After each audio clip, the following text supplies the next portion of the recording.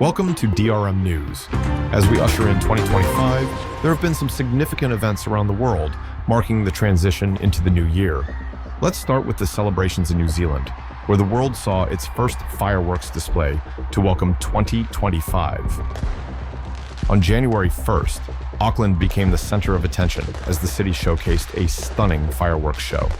The event began with a 10-second countdown projected onto the base of the Sky Tower, which stands 328 meters tall, followed by a spectacular display of fireworks lighting up the night sky. The entire event lasted 5 minutes, and over 500 kilograms of pyrotechnics were launched from multiple firing sites around the city.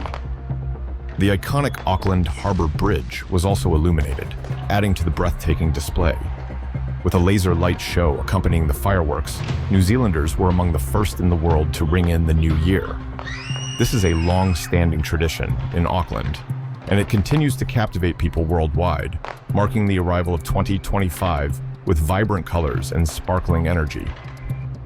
In China, President Xi Jinping delivered a heartfelt message to the people, reflecting on the past year and looking forward to the future. He extended his warm wishes from Beijing, acknowledging the challenges and triumphs of 2024. Xi spoke about the progress China had made, from economic growth to advancements in technology, including breakthroughs in artificial intelligence, quantum communications, and the production of new energy vehicles. He also mentioned the nation's resilience in the face of environmental and global challenges, while highlighting major achievements like the Chang'e 6 lunar probe, which collected samples from the far side of the moon. Looking ahead to 2025, Xi emphasized China's commitment to high-quality development and strengthening self-reliance in science and technology. He also focused on improving the lives of the Chinese people, mentioning social welfare measures like increased pensions, lowered mortgage rates, and improvements in healthcare access. His speech not only reflected on China's achievements, but also underscored the need for unity and forward momentum as the nation navigates through a rapidly changing global landscape. Xi reiterated the importance of the nation's deepening relationships with other countries, contributing to global peace and cooperation. As China celebrates the 75th anniversary of the founding of New China, Xi promised to continue pushing for reform and opening up, with the goal of a prosperous and harmonious future for the country. In South Korea, authorities are working tirelessly to identify the remaining 5 bodies from a tragic crash at Muan International Airport.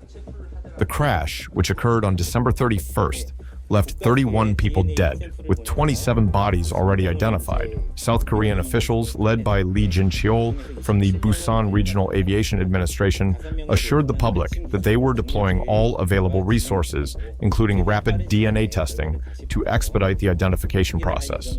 Families of the victims have gathered at the airport, pushing for faster responses from the authorities.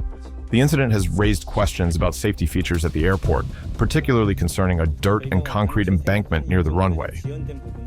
South Korea's transport ministry stated that while most airports follow international safety guidelines, they are reviewing whether there may be any conflicts with domestic regulations, and further evaluations of airport safety standards will take place.